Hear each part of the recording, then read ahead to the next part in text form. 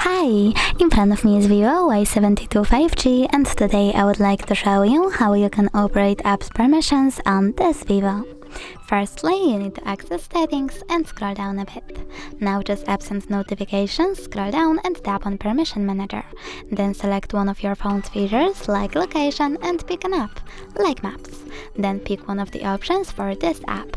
Allow all the time, allow only while using the app, ask every time or deny. I will go with allow all the time, so now when I go back, I can see that maps gained access to this device location. But you can also just click on one of your apps, select see all Google permissions over here and manage them from here. Thanks so much for watching. If you enjoyed this video, don't forget to leave a like, comment and subscribe. Bye!